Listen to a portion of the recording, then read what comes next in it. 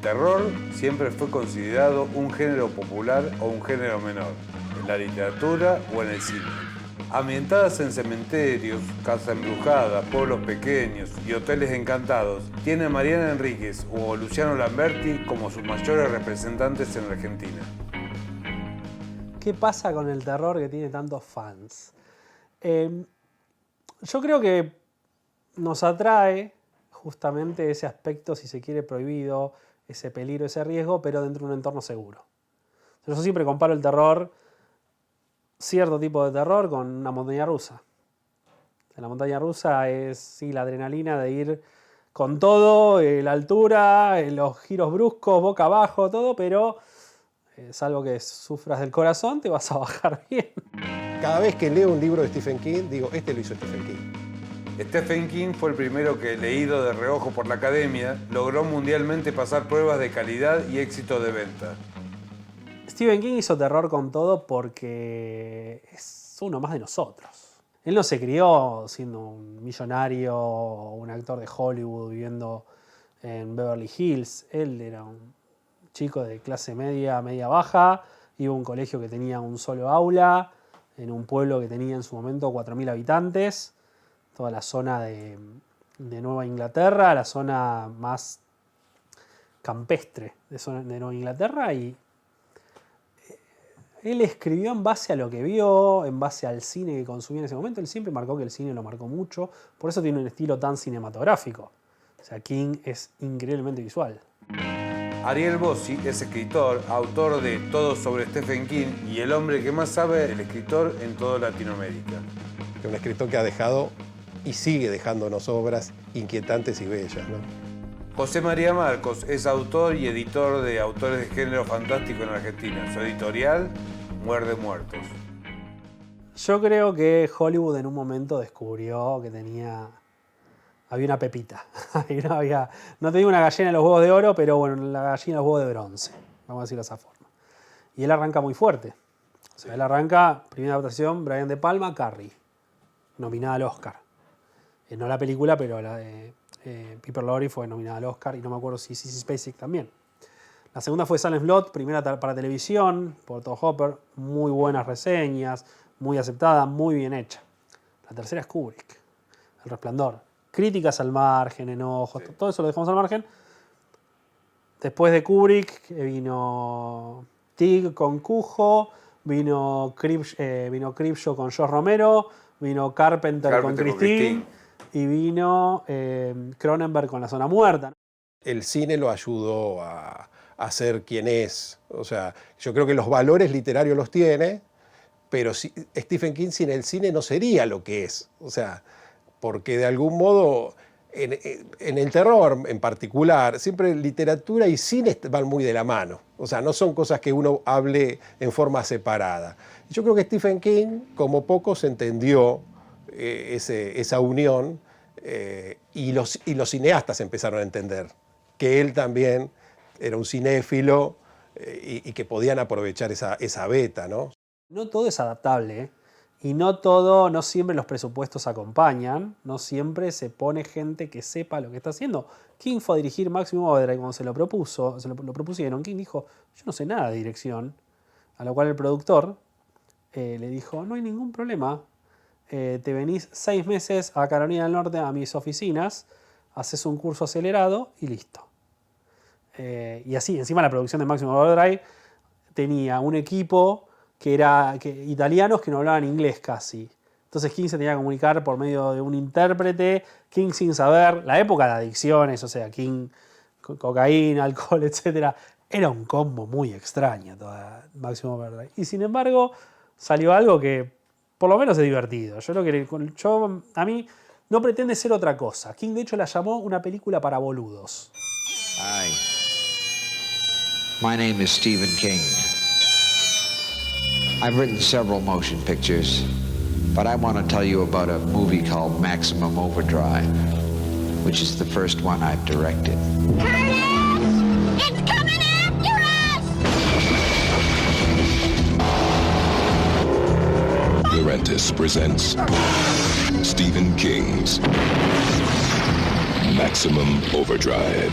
Él habla de que tanto Drácula como las novelas, ¿no? Drácula de Stoker, el Dr. Jekyll y Mr. Hyde de Stevenson, y la novela de Henry James, Otra vuelta de tuerca, él dice, nosotros existen en nuestro siglo XX gracias al cine. Sí.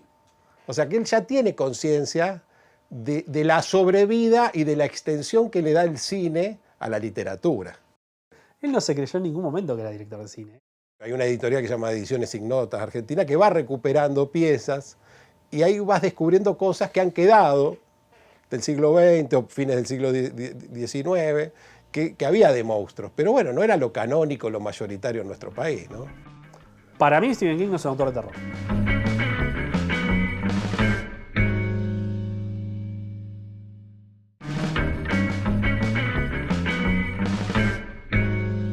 Bueno, bienvenido José María Amaro, ¿cómo estás? Muy bien, muy Bien. contento de estar Gracias en por este venir. programa, gracias por la invitación. ¿Por qué pusiste una editorial de terror, que edita libros de terror, por ejemplo? Y el haber editado o haber iniciado la editorial tiene que ver con una inquietud autoral. O sea, yo escribía cuentos de terror, escribía novelas de terror, me interesaba, y me estoy retrotrayendo a 20 años atrás. Y en ese momento, como también a veces hemos hablado fuera de cámara de lo que también le pasaba a Stephen King, que nadie leía Stephen King o no era prestigioso. Sí, o lo leías a escondidas porque la academia decía que no había que leerlo. Claro, en algún momento yo me dedicaba y decía, bueno, me gustan escribir cuentos de terror, te miraban como diciendo, casi como, no pierdas el tiempo. Sí, ¿por qué decirle a un chico que no lea tal cosa? Yo una vez lo escuchaba a Sasturain que le decían, no leas historieta. Claro. ¿Por qué? ¿Por qué le vas a censurar a un pibe que lea lo que quiera? No se le va a atrofiar la mente porque lea historieta ni monstruos Claro, saliendo de la laguna. claro. Yo creo que Que fue no, bastante sanito. Al revés, le va a estimular la imaginación. Claro. Pero bueno, en ese otro mundo, porque ahora estamos en el 2024, alguien decía, me voy a dedicar a escribir cuentos de terror, novelas de terror, no era una cosa que te alentaran, ¿viste? Y en eso que yo empezaba a escribir, ya tenía cosas escritas y no encontraba un lugar donde poder mostrarlas o hacerlas circular. Una vez charlando con mi hermano, que también escribimos 2 novelas juntas con él, que son del corte terror, y dijimos, ¿por qué no hacemos una editorial? Y dijimos, lo que dijimos que se note que es de terror, porque dijimos, no le vamos a poner letras argentinas. ¿Cuál es el paralelismo que haces con el erotismo? Porque se llama Muerde Muertos. Muerde por el erotismo y muertos por el terror. A ver, ¿cómo es eso? Mira, nosotros, puedo contar, bueno, lo anecdótico sería, nosotros habíamos escrito con mi hermano y publicado en el 2007 una novela que se llama Recuerdos Parásitos. Y en ese momento a mí me gustaban ya las novelas de terror y yo siempre pensé la novela, mientras la escribía, como una novela de terror. Mi hermano la pensaba como una novela erótica. O sea, y en esa confusión, que me parece divertida también recrearla, pero era así, entendíamos que en realidad eso, si uno se pone a pensar en Drácula, por ejemplo, Sí, vos decís, el erotismo está ahí. sí. La muerte y el sexo van de la mano. Entonces, bueno, un poco la idea, cuando empezamos a pensar en la editorial, ya en el año 2009, dijimos, ¿por qué no seguir trabajando en esa línea? Lo que nos había pasado casi en el trabajo, en el campo, decir, bueno, estamos escribiendo y uno piensa que está escribiendo de terror y otro erótico. Vamos a profundizar ese concepto, el eros y el tánatos, digo, de algún modo. Y surgió esto, este vocablo muerde muertos, que es un viejo oficio medieval, que se llama, el término es francés, Sí. croquet mort, que existe, que se usa para denominar a los funebreros. Había gente que mordía a los muertos para ver si estaban muertos. Claro, exactamente. Cuando no existía alguna otra forma de, vengamos a decir, de certificar que la persona estaba muerta, estaban los croquet mort o los muerde muertos, que mordían el dedo gordo del pie o el dedo chiquito de la mano, y si el tipo no se despertaba, el tipo o la mina, ¿no? Firmaban el certificado de muerto. Claro, O sea que si estabas vivo tenías que gritar. qué terrible. Y bueno, cuando encontramos ese término, Sí, nos pareció que conjugaban varias cosas. Mi apellido es Marcos, bueno, el de mi hermano obviamente también, o no tan obviamente, digo, pero estaban las dos M, estaba su pulsión de escribir erótico, estaba mi pulsión de No, muertos. me quedé pensando en el orgasmo que le dicen la petite mort, La la petite pequeña mort, muerte. claro, bueno, ¿viste? Bueno, ahí los franceses. Sí, son los dueños del vocabulario. Parece. Sí. Le tuvimos que robar el croquet mort. Sí. Y bueno, y a partir de esa articulación, que para mí es fundamental, y armamos toda la editorial, las colecciones inclusive, ¿no? ¿Argentina tiene una gran tradición de literatura fantástica? Sí, yo creo que sí. Yo creo que tiene. Y macabra, digo. Lo que pasa es que, bueno, lo que circula después mayoritariamente, o lo que se valora en la academia, o lo que se pone de moda, no, a veces es una cosa y uno lo entiende que es así, pero hay una enorme tradición de autores. ¿Por qué es una literatura poco académica pero con éxitos de público? Y bueno, eso, no sé, eso, evidentemente por ahí también eso, el éxito de público también hace que sea poco académica, ¿no? O sea, o sea un objeto menos de ¿Poco estudio. académico significa para pocos? No sé, es una pregunta que habría Sí, que hacer. que yo me pregunto, digo, si es para pocos, va a la academia. Si es Claro. para muchos, no. Claro. Porque el éxito es popular. Claro, popular. Pero bueno, igual hoy también eso también ha cambiado, ¿no? Hoy hay cierto interés por la academia. Sí, ya hoy dicen abiertamente que leen Stephen King. Mariana Claro, Enríquez claro. lee en su obra de teatro, lee Stephen King, lee La danza del vampiro. Claro, Digo, claro. eso en los 80, yo Claro. me acuerdo que leí Cementerio de Animales a escondida porque era una vergüenza leer eso. Claro. Sí, a nosotros nos cuesta acostumbrarnos porque a veces estamos hablando de un mundo de hace 10 o 15 años. Sí. Que Sí, para no, nosotros. hace más. O 20. Hace 50 años. Bueno, hace. pero en cuanto a los prejuicios, y ha cambiado eso. Sí. Pero para nosotros Sí, es ayer a sí. veces. Estoy pensando, hace 50 años que Stephen King escribe. Claro. Toda mi vida. Me acompañó toda la vida, digamos, porque tenía 13 años cuando leí el primero, digo, y tengo 60. ¿Qué leíste primero? Cementerio de Animales. Me partió la- Empezaste por algo Sí, también. suavecito. Sí. O sea, si no te haces fanático después de eso. Claro, si la cabeza no te la quema. ¿Cómo reclutás material para tu editorial? Y nosotros en general lo que tomamos como política con mi hermano es conocer, tratar de en los eventos que participamos, desde el 2010 en adelante, siempre nos vamos poniendo en contacto con autores. Y para nosotros siempre la elección tiene que ver con cierto conocimiento del autor o la autora y el conocimiento de la obra. Nos cuesta elegir algo por el autor o la autora, por un nombre solo, pero tampoco queremos trabajar con un texto solo sin conocer al autor, porque después hay mucho trabajo Claro. con esa persona, y nosotros trabajamos con literatura contemporánea mayormente, entonces siempre la elección tiene que ver con el conocimiento de la persona y que nos guste el texto, ¿no? Eso, ¿qué tiene que tener un texto para que ustedes lo elijan? Y- Para que forme parte del catálogo de Muerte Muerto. Y lo que pasa es, bueno, ahí entra, a mí, viste, hay cosas que te gustan por distintos motivos, ¿no?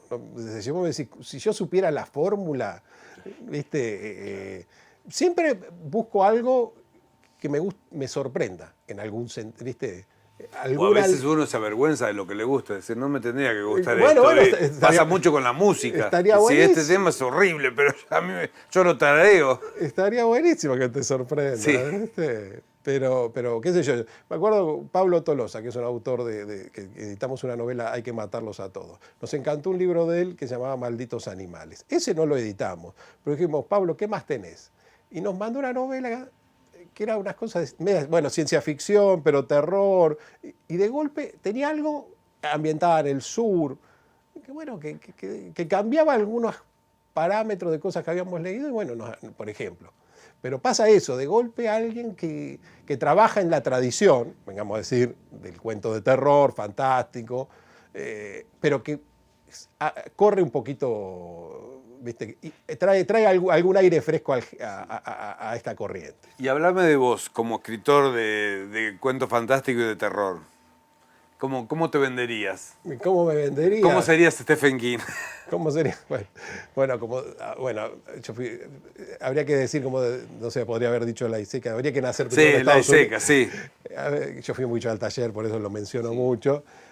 Habría que nacer en Estados Unidos Sí, primero. sí. Así que bueno, me va a tocar ser José María Marcos, nada Sí, más. sí. Y bueno, Que ya es bastante. como diríamos, nadie más que yo va a hacerlo. Entonces, Pero ¿por qué elegís una historia y la transformás en terror, digamos? para mí lo esencial es haberme formado como lector dentro de una serie de lecturas. Y ahí también el cine o la televisión, porque veíamos cine en televisión, ¿no? Los que somos, yo soy año 74, los que veíamos Sábado de Superacción, Hollywood en castellano, todas esas cosas, veíamos el cine en televisión. Y ahí, naturalmente, lo que me pasaba a mí era predilección por ciertas historias, que fue las que después empecé a descubrir que también estaban en los libros.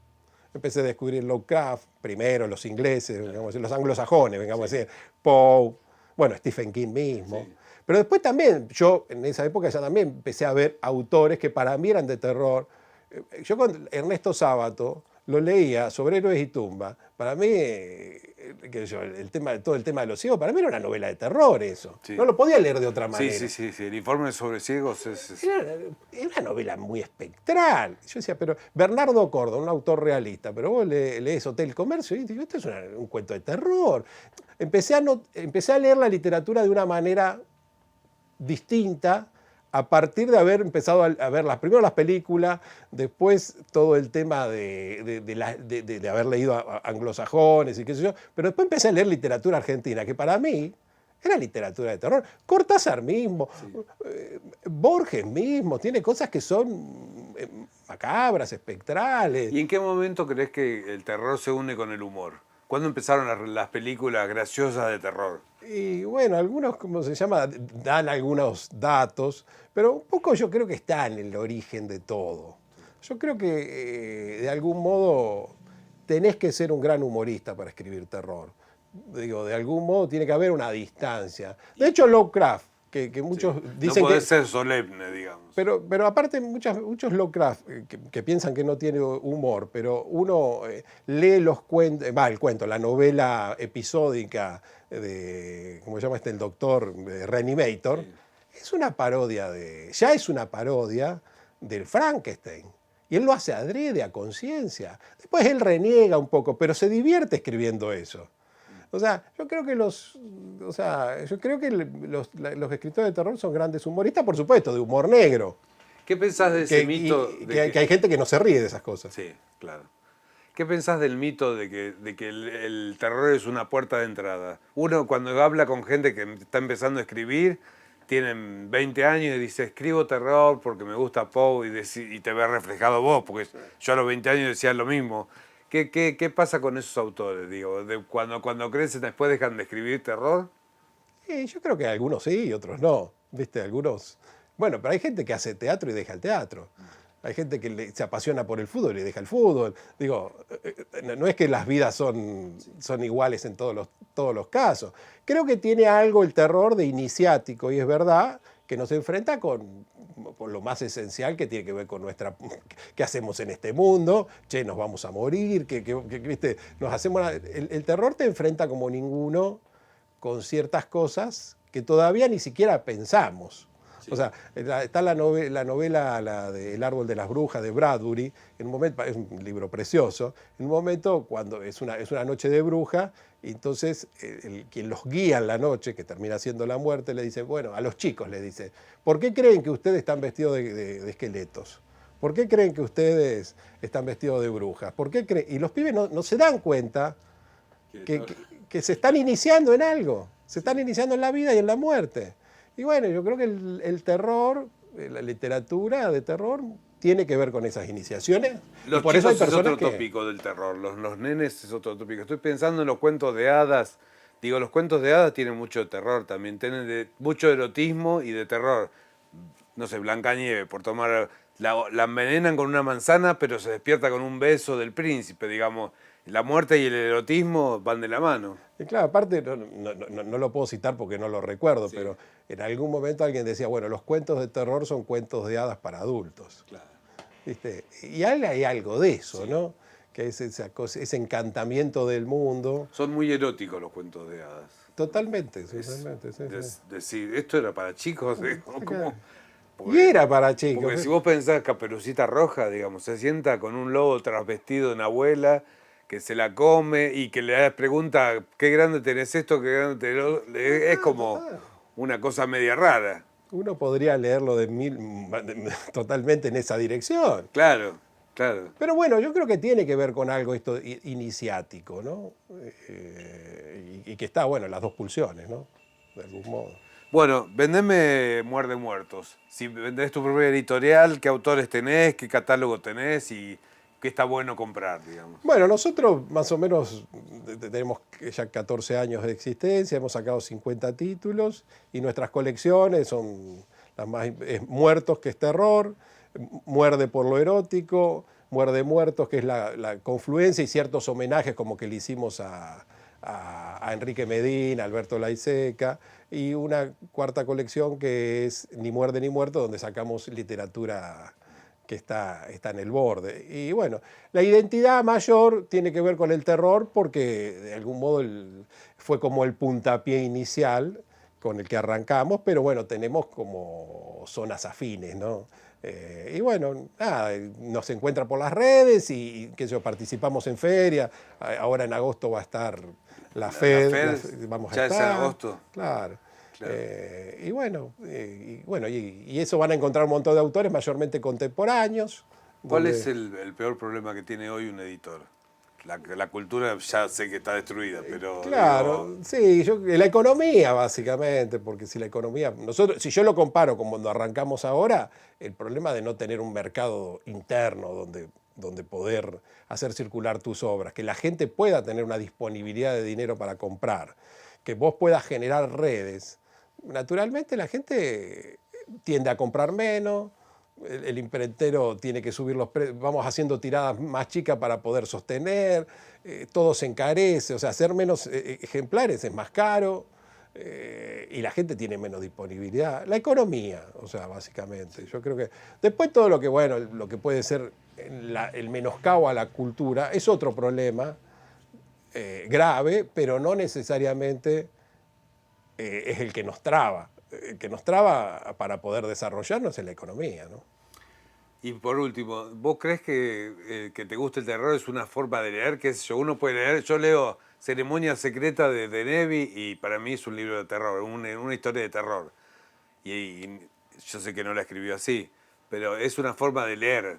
Yo creo que sí, es más, nosotros con mi hermano hicimos una serie de charlas que se llamaba, que las hacíamos en torno a Frankenstein. Tomábamos una obra Claro. muy icónica y lo que hacíamos era, yo argumentaba por qué era una novela de terror, mi hermano argumentaba por qué era una novela erótica, otro muchacho argumentaba por qué era una novela delirante. Y era todo eso. Y a veces invitábamos a una cuarta persona distinta y alguien decía, bueno, es una novela que viene del romanticismo, venía otro y decía, es una novela de ciencia ficción. Sí, dicen es la primera novela de ciencia ficción, Frankenstein. Claro, entonces creo en lo que vos decís, yo creo que es una forma de leer. O sea, hay algo que hay una intención donde uno lee de una manera y bueno, y las grandes obras resisten todo, ¿no? Gracias, José María. Bueno, gracias a vos por la invitación.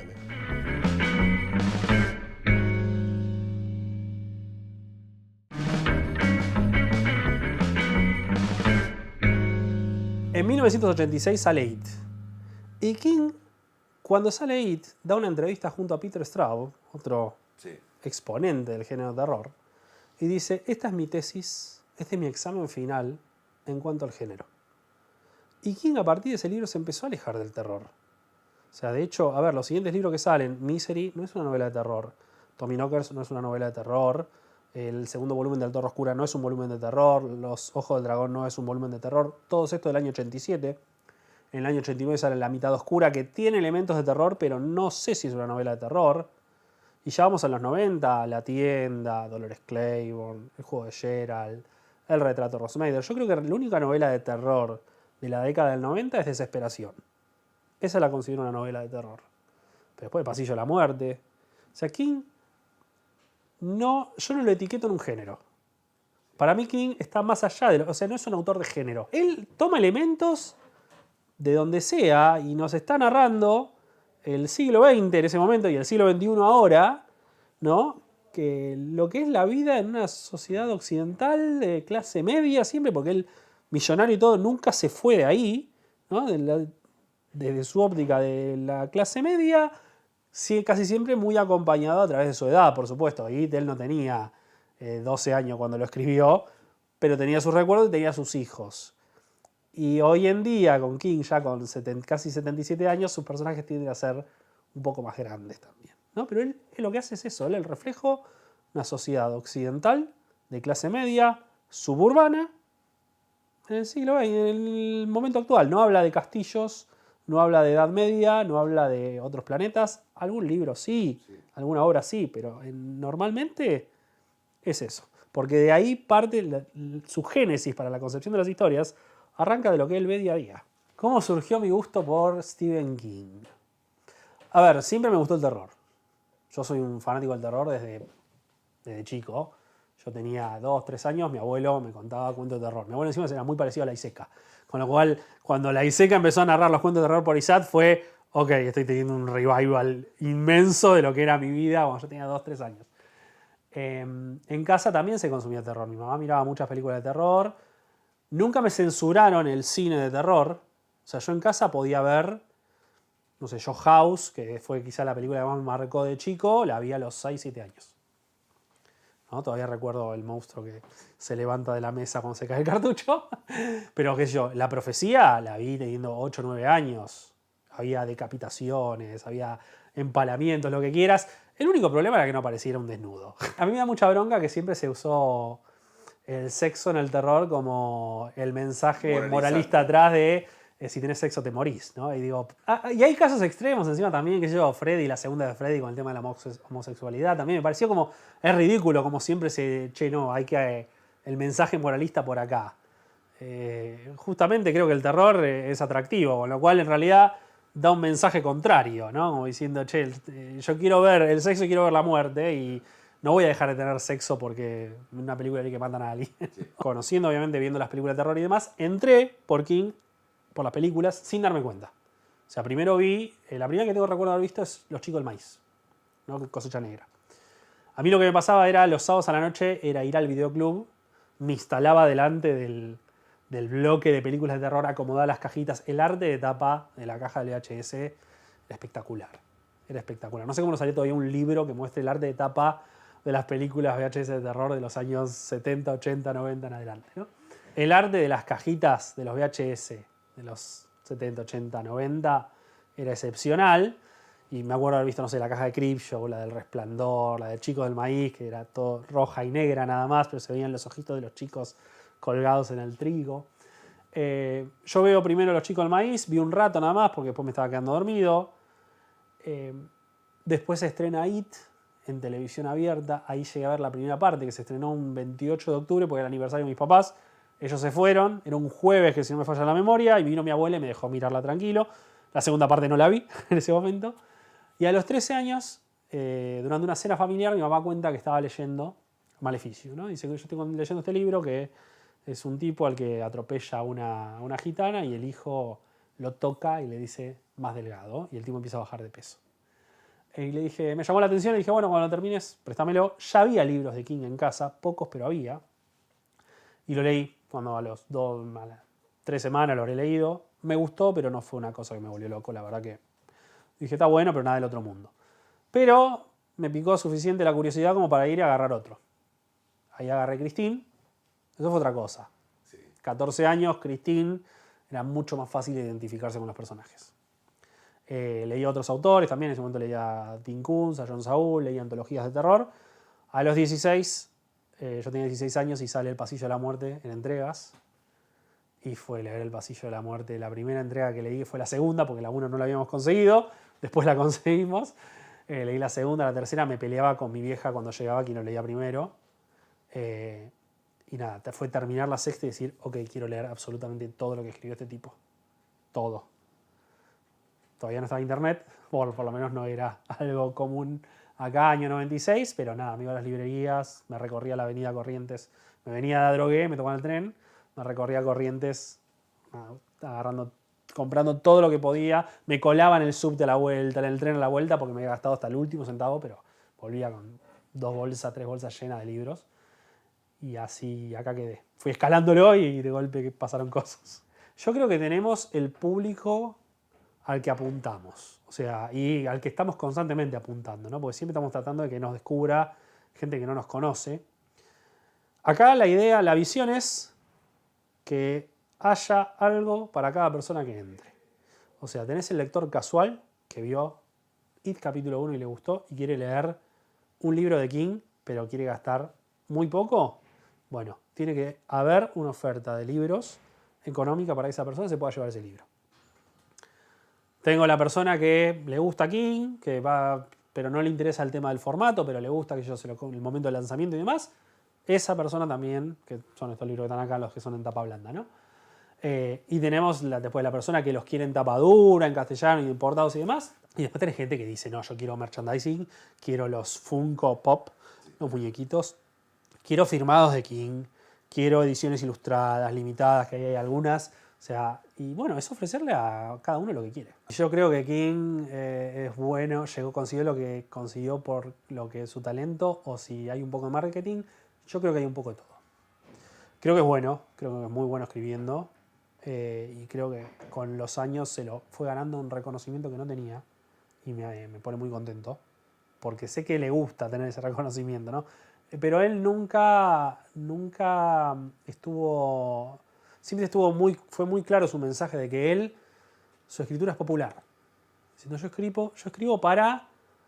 Nada, para la gente, no la para gente. los académicos. Dice, yo soy el equivalente del Big Mac del literario del Big Mac, ¿no? Y él no reniega de eso. Dicho todo esto, él llegó en el momento indicado.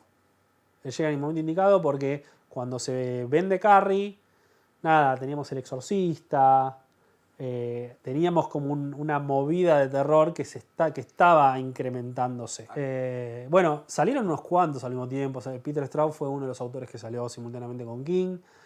Robert McCammon fue un par de años después. También está Dean Koontz, John Saul. O sea, una camada. Un par de años después llegó Clive Barker, Dan Simmons. Sí. El que llegó fue King, pero porque acá somos inclusive, creo que acá somos menos permeables. Ese es el tema. Entonces el que llegase tenía que tener una herramienta. Y King tuvo el cine. Que el cine no lo acompañó al resto. Porque sí, Fantasmas de Peter Straub fue adaptado al cine y es una buena película, todo, pero no fue adaptado al nivel de King. O sea, para el momento se adaptó Fantasmas que es del año 80, 81, no me acuerdo exactamente. Para ese momento King ya tenía 3.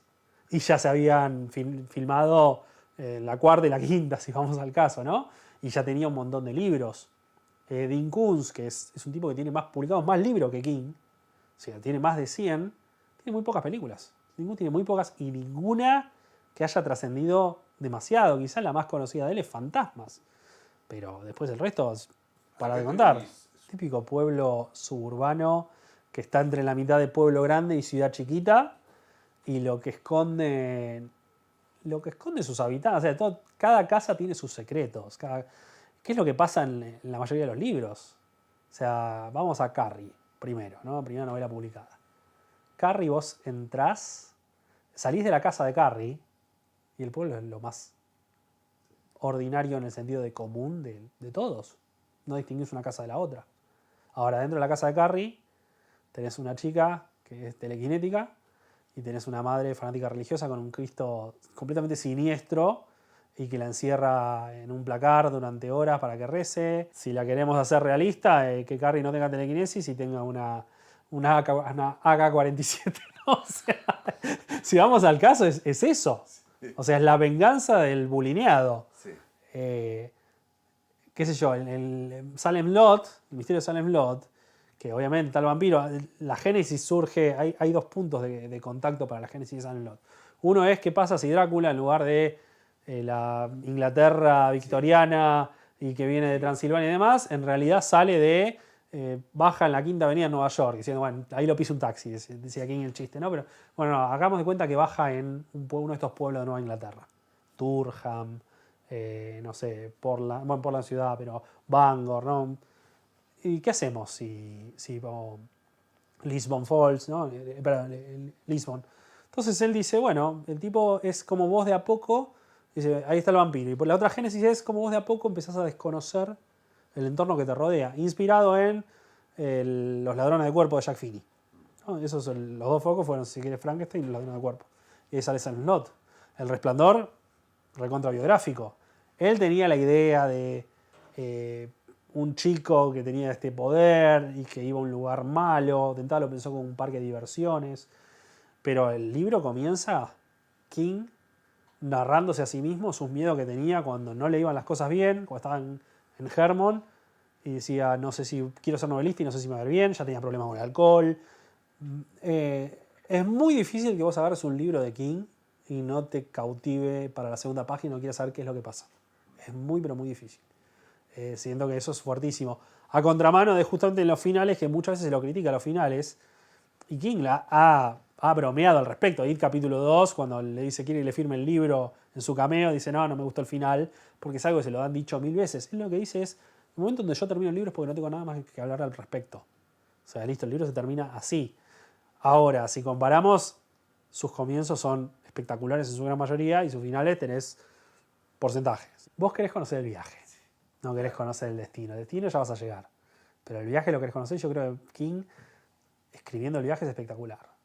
Me parece que tiene un talento para lo que te digo, para reflejarnos, para que uno se sienta identificado, porque ahí es donde pega. Yo creo que ahí pega justamente mucho más que todo el resto de la camada de los autores. Clive Barker, yo hay cosas que leí de él que me encantaron. Ahora, andás a sentirte identificado con un personaje de Clive Barker. No diría complicado, es muy, pero muy complicado, ¿no? Con King es casi todos los libros. Por lo menos va a decir algo donde decís, esto se metió en mi cabeza y lo sacó de mi cabeza. O sea, y en todas tus etapas de tu vida. O sea, yo leo las novelas, como vuelvo a lo mismo, leí a los 14 años Christine y lo entendí, lo sentí ahí como diciendo, che, yo estoy al lado, yo soy uno de ahí del grupo. Me parece que King en eso es increíblemente efectivo y por eso también perdura después de 50 años. Carrie ya tiene 50 años. Salió You Like It Darker, que ahora sale en castellano, se llama Si Te Gusta la Oscuridad. Es una colección de cuentos y novelas cortas que entre sus obras tiene una que nos reencuentra con un personaje clásico, personaje de Cujo, como si hubiese envejecido. King muchas veces se pregunta diciendo qué será de la vida de tal o cual, ¿no? Lo hizo con Danny Torrance, qué será de la vida de Danny Torrance, y se puso a escribir la Doctor Sueño. Y en este caso es qué será de la vida de este personaje que tenía 20 y pico, 30 cuando salió Cujo, y ahora ya está en la última etapa de su vida, y lo lleva a... Imagina una historia a partir de eso, y tenemos una novela corta que se llama Serpiente de Cascabel, que me parece que es espectacular, ¿no? Tiene un poquito de todo, yo creo que es un libro muy efectivo. Lo que digo siempre, yo no le pido nada. O sea, King hoy que saque un libro que sea, no sé, la lista de supermercado de sus últimos 20 años y los compro igual. Me acompaña desde hace muchos años, es muy gratificante para mí agarrar un libro nuevo de él. Es muy gratificante redescubrir libros que leí hace 20 y pico de años y volverlos a leer, que es algo que estoy haciendo ya desde hace un par de años. Es un gran momento. Robert McCammon, que no es nada reconocido como a diferencia de King, me parece es el otro autor con el que conecto así. O sea, Robert McCammon es muy parecido a King, también tiene talento describe muy bien, también es un tipo de barrio, o sea, solo que en lugar de Nueva Inglaterra está en Alabama, y se ha ido de género, o sea, también él arrancó como terror y se fue del género, lo cual le trajo problemas. O sea, King tenía mucho más fuerza, había ganado mucho más reputación y se pudo sostener y publicar lo que se le cantaba. McCammon no. McCammon cuando quiso publicar su primera obra fuera del género, la editorial le dijo no, tráeme uno de terror, y le hicieron un cheque de 7 cifras. ¿No? Tenía adelanto fuerte y demás, pero de terror. Y él dijo, no, pero yo no quiero escribir terror, yo quiero escribir otra cosa. Y McCammon es un tipo que también ganó los Bram Stoker. De hecho, una de sus novelas, un año de haber sido los Bram Stoker del año 88, un año después, o sea, se considera los del 87, que lo ganó Misery y lo ganó su novela El canto del cisne. Hay que encontrar una novela que se ponga a la altura de Misery que gane el premio. Para mí es un autor que fue descubrirlo y cómo es que no había conocido a este tipo antes y lo descubrí. Mirá que 20 años que sabía de la existencia de él y no había leído ni un cuento. Y una vez vi una reseña en internet de alguien que sigo sus reseñas en un blog ya medio en desuso y demás. Me llamó la atención lo suficiente como para terminar, comprar el libro y decir, bueno, vamos a leer esto, a ver qué onda. Y me compró. Estoy con el podcast con Penguin Random House que se llama La Corte del Rey. Estamos en la 3ª temporada. Después tenemos también, hago también un newsletter que es cada 2 semanas, también para Penguin, que se llama Los Tesoros del Rey. Todo con el rey, ¿no? La próxima que va a ser el cementerio del rey, no sé qué voy a hacer en el próximo. Nada, tengo eventos. Ahora la presentación de este libro, como aquí no lo podemos traer. Tenemos una charla en una comiquería. El año que viene vamos a tener muchos estrenos de King, sí. Vamos a arrancar seguramente con Welcome to Derry. Y está atrás la gente, está Andy Muschietti, Bárbara, está el equipo, mucha de la gente que hizo IT capítulo 1 y 2. Sale por Max, que para mí ya ahí, viste lo que hablamos hace un rato, el tema de los presupuestos y por qué el cine se fue, hay cosas tan buenas y cosas tan malas. Bueno, yo creo que justamente cuando el presupuesto es alto, las cosas funcionan bien. O sea, no digo que es una fórmula matemática, pero a ver, HBO en su momento hizo El Visitante, ¿no? Que te puede gustar o no, pero hizo algo zarpado, o sea, metió un cast fuerte, una producción fuerte. Terry murdered a child. Everything he does after that is like he's begging us to catch him. What kind of criminal does that? La historia de DC me encantó, me pareció súper. Pasa que es un libro que es súper personal. A mí creo que me gusta tanto el libro y me gustó la serie porque veo todo lo que investigo yo de la vida de King. Y veo los puntos de contacto en la obra. Y eso me llama mucho. Me llama mucho el punto de contacto de que el personaje, no sé, Lizzie recuerda algo que tuvo una charla con su marido, ¿no? Sí. Y dice una frase que yo aquí, esa frase se la leí en una entrevista que dio en el año 82. Y entonces digo, acá está todo, acá hay, a ver, ficcionalizado. La verdad dentro de la ficción está presente cada 2 o 3 momentos. Con la serie lo que me pasó que la fotografía me parece espectacular. Bueno, estaba el tipo que, el director de fotografía de Darius Khondji creo que era, que el de Seven, el de Pecados Capitales. Cada capítulo era como una película. La historia de Lizzie, el libro, junto a otros 2 libros, para mí son los únicos 3 libros que King no están dando en un descapotable, en sexta, con ACC, a todo lo que da. Hay 3 libros que te lo está susurrando para mí. Y es la historia de Lizzie, el juego de Gerald y la primera versión del pistolero. Son historias que King está susurrándotelas y no sube en ningún momento la voz. Yo creo que hay momentos para leerlos esos libros y hay momentos que no. Si estás exaltado, entusiasmado con algo y demás, no son libros para leerlo porque te van a bajar.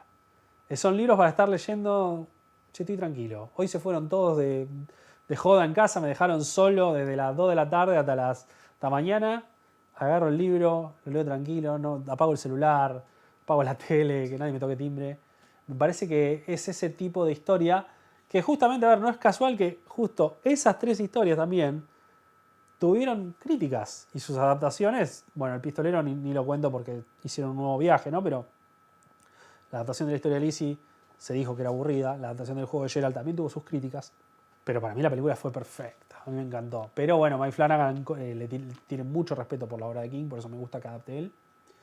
Y en el caso del Pistolero, King, cuando ya después ya estaba escribiendo el segundo, ya había escrito el segundo y demás, ha pedido disculpas diciendo, che, disculpen la voz del primero, yo todavía estaba tratando de identificar qué tono le quería dar a la saga.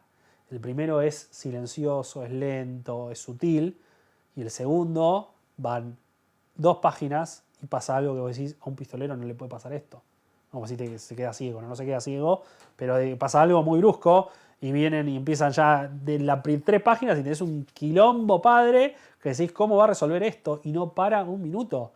El segundo es en quinta, ¿no? En sexta, no sé, va arriba de un avión directamente. Y King pedía disculpas por su voz, a la cual yo digo no, porque a mí me gusta que a veces que sean solo en una bibliografía de casi 100 libros. Tenemos solo 3 con esa voz así baja. Y yo creo que está bueno porque es algo diferente. Me gusta que a veces haga algo diferente.